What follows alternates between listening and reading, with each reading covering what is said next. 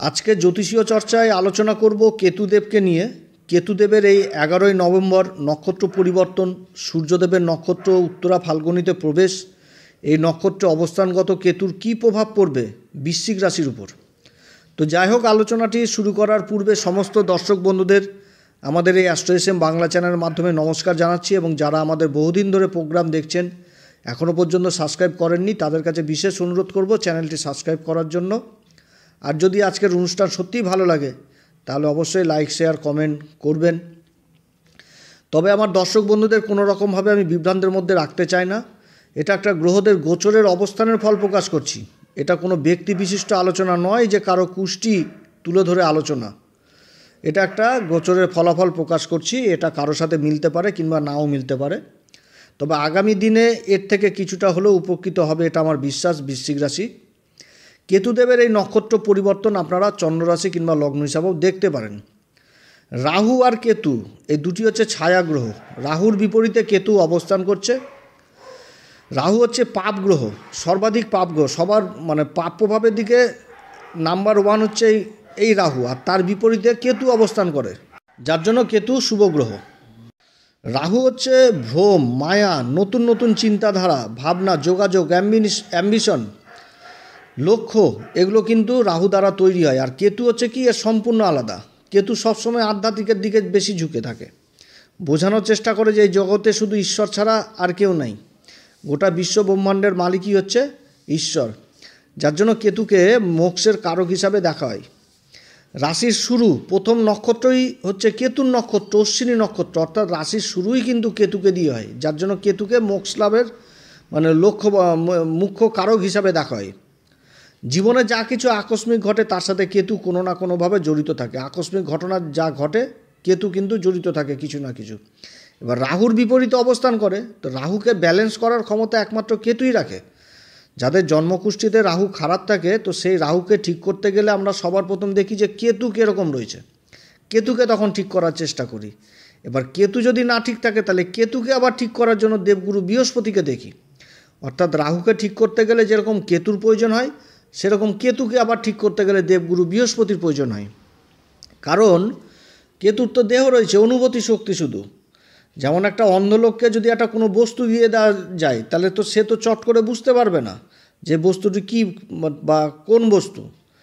তো বস্তুটিকে বোঝানোর জন্য তার ভিতরে যে জ্ঞান, এটা এরকম, এর আকৃতি এই, এটাকে এর নামে, এই যে একটা চিন্তাধারা, এই যে একটা জ্ঞান, এই যে একটা শিক্ষা, এটা কিন্তু দিতে হয়। তো এই শিক্ষা বা জ্ঞান জিনিসটার যে প্রয়োজন, এটা আসে কোথা থেকে? দেবগুরু বৃহস্পতির মাধ্যমে। দেবগুরু বৃহস্পতি হচ্ছে জ্ঞানের কারক। তো দেবগুরু বৃহস্পতির জন্য, এই জ্ঞানের কারকের জন্য যে কেতুকে যে জ্ঞানটা দেওয়া হচ্ছে, তো দেবগুরু বৃহস্পতির সাথে কেতুর সম্পর্ক এই জন্যই হচ্ছে শিষ্য, গুরু শিষ্যের সম্পর্ক। যার জন্য রাহুকে ঠিক করতে গেলে আগে কেতুকে ঠিক করতে হয়, আর কেতুকে ঠিক করতে গেলে দেবগুরু বৃহস্পতিকে দেখতে হয় যে দেবগুরু বৃহস্পতি কী অবস্থায় রয়েছে। আর রাহুটা কি? রাহু হচ্ছে কি মাথা, আর কেতু হচ্ছে দেহ।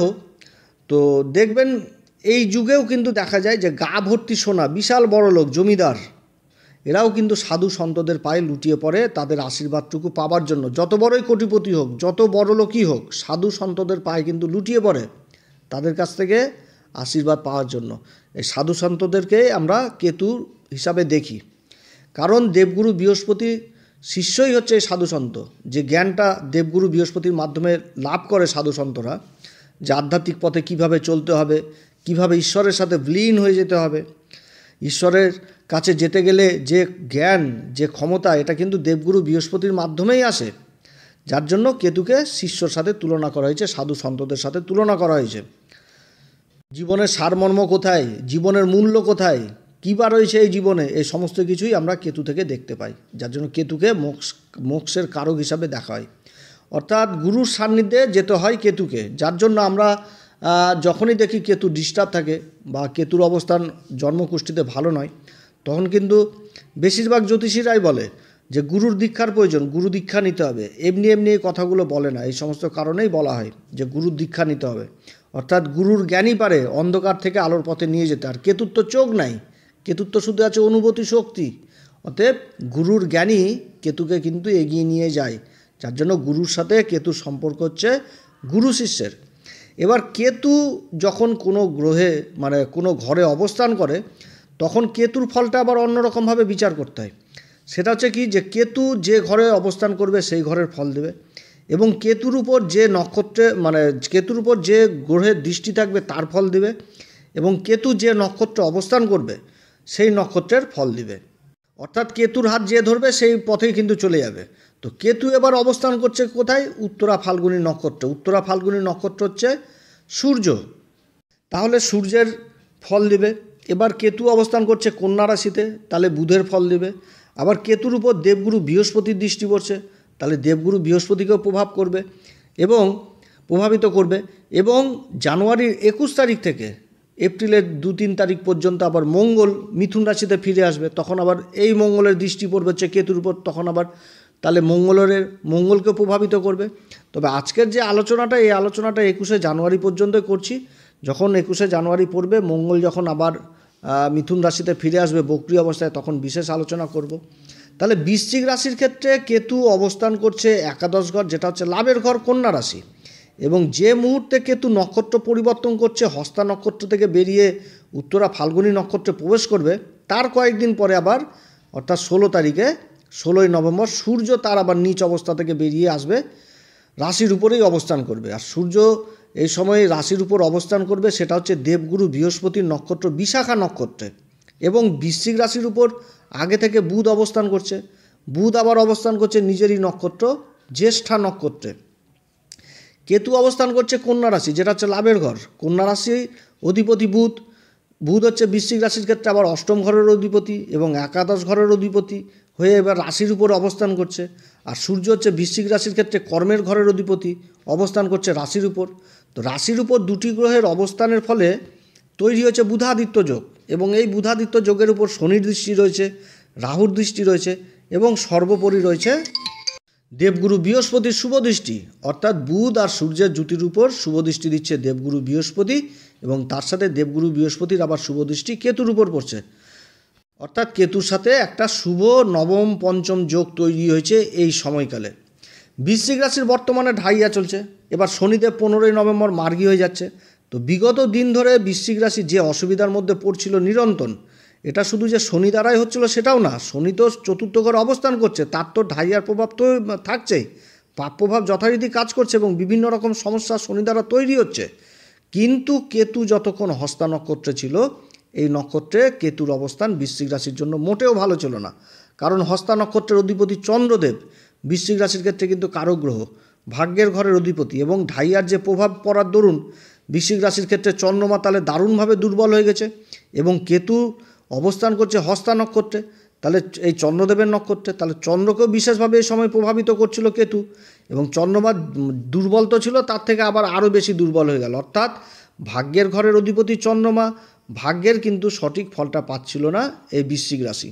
অর্থাৎ ঢাইয়ার সময় বৃশ্চিক রাশি অনেক ভয়াবহ দৃশ্য, মানসিক অশান্তি, অনেক কিছু দেখে ফেলেছে। তো ভাগ্যের ঘরের অধিপতি চন্দ্রমা একাধিকভাবে দুর্বল হয়ে যাওয়ার জন্য নিজের প্রতি একটা যে সেলফ কনফিডেন্ট, এগুলো কিন্তু যথেষ্ট হারিয়ে ফেলেছিল। এবার কেতুর সাথে তো সম্পর্ক কি চন্দ্রমা, সেটা তো সবাই জানে, একটা শত্রুতার সম্পর্ক। আবার শনির সাথেও সম্পর্ক শত্রুতা।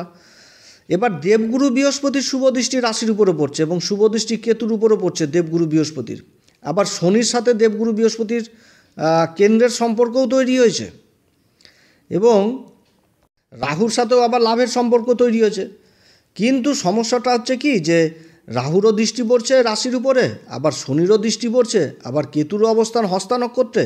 তো সমস্যা কিন্তু তৈরি হচ্ছে আগে, তারপরে না হয় দেবগুরু বৃহস্পতির আশীর্বাদে সেই সমস্যাগুলো দূর হচ্ছে।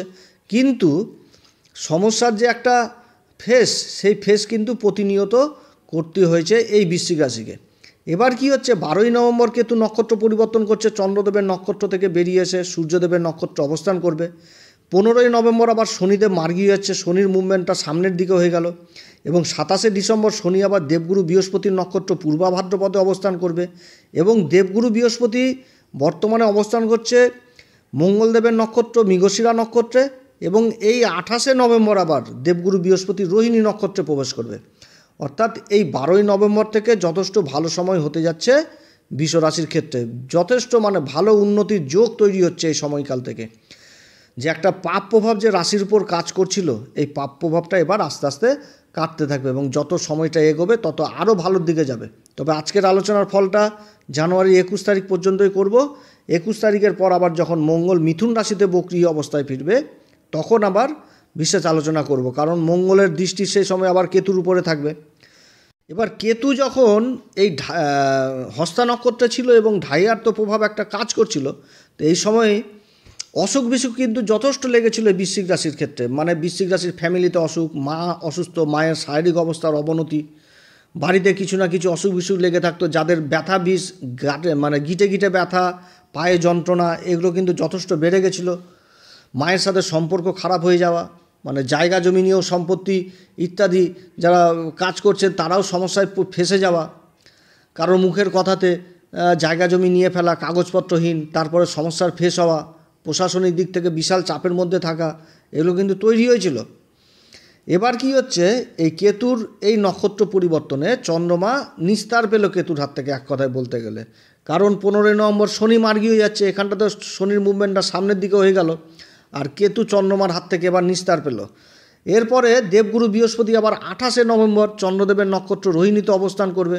অর্থাৎ সেই সময় কিন্তু একটা ভালো গজকেশরী যোগের প্রভাব পড়বে, কারণ দেবগুরু বৃহস্পতি ভাগ্যের ঘরের অধিপতির নক্ষত্র অবস্থান করে তার দৃষ্টি আবার পড়বে হচ্ছে রাশির উপরে এবং লাভের ঘরে কেতুর উপরে। অর্থাৎ একটা ভালো যোগ তৈরি হতে যাচ্ছে বৃশ্চিক রাশির ক্ষেত্রে।